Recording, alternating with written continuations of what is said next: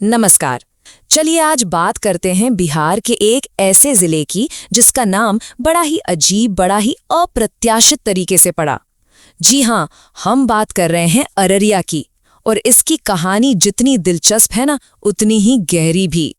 तो सवाल यही उठता है कि आखिर ये हुआ कैसे? मतलब एक ब्रिटिश अफसर का बंगला और वो पूरे के पूरे भारतीय जिले को अपना नाम दे दे, ये कैसे हो सकता है? इसका जवाब हमें सीधे ब्रिटिश राज के दौर में ले जाएगा। तो कहानी कुछ ऐसी है कि ईस्ट इंडिया कंपनी के एक अफसर हुआ करते थे। नाम था उनका A.J. फोर्ब्स, मतलब अलेक्जेंडर जॉन फोर्ब्स। उनका इस इलाके में एक बंगला था। अब जहां साहब का बंगला हो तो वो जगह कहलाने लगी रेजिडेंशियल एरिया। धीरे धीरे बोलचाल की भाषा में रेजिडेंशियल एरिया छोटा होकर बन गया आर एरिया। बस, और फिर वक्त के साथ लोगों की जबान पर चढ़ते चढ़ते यही आर एरिया हो गया अररिया। है ना कमाल की बात, कैसे एक छोटा सा शब्द एक पूरे जिले की पहचान बन गया। लेकिन रुकिए, अररिया की कहानी सिर्फ एक बंगले और ब्रिटिश राज तक ही नहीं है। नहीं, इसकी जड़ें तो बहुत बहुत ज्यादा गहरी हैं। अब हम इसके प्राचीन इतिहास की उन परतों को खोलेंगे जो हमें महाकाव्यों के दौर तक ले जाती हैं। जी हाँ, महाभारत में। सोचिए, महाभारत में इस क्षेत्र का जिक्र मिलता है। बताया जाता है कि कैसे पांडव पुत्र भीम ने अपनी विजय यात्रा के दौरान इस इलाके को जीता था। तो ये बात साफ हो जाती है कि अररिया सिर्फ एक जिला नहीं है, ये एक ऐसी जमीन है जिसका इतिहास हजारों साल पुराना है, जो हमारी महाकाव्य परंपरा से जुड़ा हुआ है।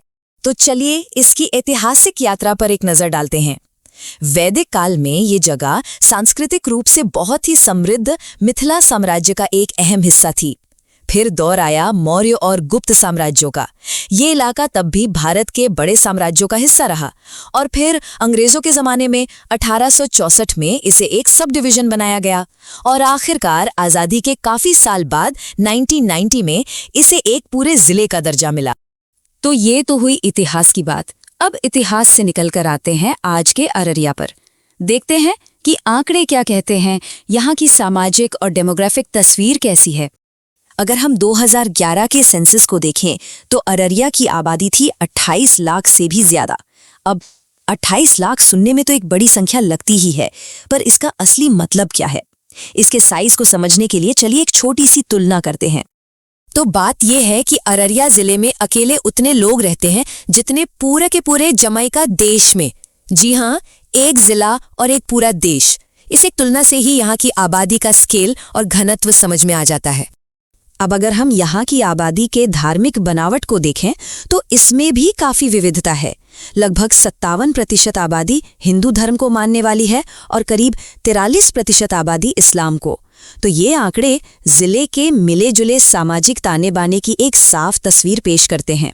और ये विविधता सिर्फ धर्म तक ही नहीं है, भाषाओं में भी दिखती है। आंकड़ों में तो उर्दू, हिंदी और मैथिली प्रमुख भाषाएं नजर आती हैं, लेकिन यहाँ एक बड़ा ही दिलचस्प पहलू है। असल में इस पूरे क्षेत्र की मुख्य जबान तो मैथिली है, पर होता ये है कि कई बार लोग जनगणना में अपनी भाषा मैथिली की जगह हिंदी या उर्दू लिखवा देते हैं, और इसी वजह से यहाँ की जो असल भाषाई तस्वीर है वो कागजों पर थोड़ी और उलझी हुई दिखती। अच्छा, अब आते हैं कुछ सामाजिक संकेतों पर, और यहीं पर चुनौतियां साफ साफ दिखने लगती हैं। देखिए, 2011 में साक्षरता दर यानी लिटरेसी रेट सिर्फ 55% के आसपास था। मतलब जिले की लगभग आधी आबादी पढ़ लिख नहीं सकती थी। वहीं अगर लिंगानुपात की बात करें तो वो था प्रति 1000 पुरुषों पर सिर्फ 921 महिलाएं। ये समाज में मौजूद लैंगिक असमानता की तरफ एक सीधा इशारा है। तो ये सिर्फ नंबर नहीं है, ये विकास के रास्ते में खड़ी असल और बड़ी चुनौतियां हैं। और इन सब चुनौतियों में से एक चुनौती ऐसी है जो सबसे बड़ी है, सबसे विनाशकारी, और वो है बाढ़। ये सिर्फ अररिया ही नहीं बल्कि पूरे उत्तर बिहार के लिए एक ऐसी कड़वी सच्चाई है जो हर साल बिना चूके दरवाजे पर दस्तक देती है। और ये कोई 1-2 साल की बात नहीं है, ये एक पैटर्न बन चुका है। हर साल मॉनसून आता है, नदियां उफान पर होती हैं और अपने साथ लाती हैं सिर्फ और सिर्फ तबाही। ये एक ऐसा दुष्चक्र है जिससे यहाँ के लोग न जाने कितनी पीढ़ियों से जूझते आ रहे हैं। अगर इस समस्या की गंभीरता को समझना है तो बस एक साल के आंकड़े को देखिए, साल 2017। उस साल उत्तर बिहार में जो भयानक बाढ़ आई थी उसने 514 लोगों की जान ले ली। सोचिए, ये सिर्फ एक नंबर नहीं है, ये 514 परिवारों के उजड़ने की कहानी है। इससे हमें इस आपदा के असली स्केल का अंदाजा होता है। और उन 514 मौतों में से 95 मौतें सिर्फ और सिर्फ अररिया जिले में हुई थी। मतलब उस साल बाढ़ से हुई लगभग हर 5वीं मौत अररिया में हुई। ये एक ऐसा आंकड़ा है जो सच में दिल दहला देता है और ये दिखाता है कि ये जिला हर साल बाढ़ की इस तबाही के एपिसेंटर पर कैसे खड़ा होता है। तो इन्हीं सब चुनौतियों को देखते हुए सरकार ने अररिया को एक खास श्रेणी में रखा है और ये जो श्रेणी है ये उसके भविष्य के लिए एक रोड मैप की तरह है। अररिया को भारत के आकांक्षी जिलों यानी एस्पिरेशनल डिस्ट्रिक्ट्स में से एक गिना जाता है। अब ये है क्या? ये असल में एक सरकारी प्रोग्राम है जो देश के सबसे पिछड़े जिलों पर खास ध्यान देता है और इसका मकसद सिर्फ फंड्स देना नहीं है बल्कि स्वास्थ्य, पोषण, शिक्षा और बेसिक इंफ्रास्ट्रक्चर जैसे जरूरी क्षेत्रों में तेजी से सुधार लाना है, ऐसे सुधार जिन्हें नापा भी जा सके। तो कुल मिलाकर जब हम अररिया को देखते हैं तो हमारे सामने दो बिल्कुल अलग अलग तस्वीरें आती हैं।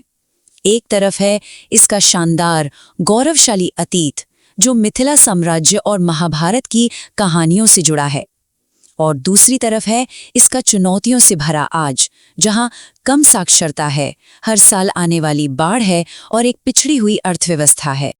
और यही बात हमें एक बड़े सवाल पर लाकर खड़ा कर देती है। एक ऐसा जिला जिसका इतिहास इतना महान हो लेकिन जिसका आज इतना मुश्किलों भरा हो, उसके लिए तरक्की और खुशहाली का रास्ता आखिर क्या हो सकता है? ये एक ऐसा सवाल है जिसका जवाब ही अररिया का भविष्य तय करेगा।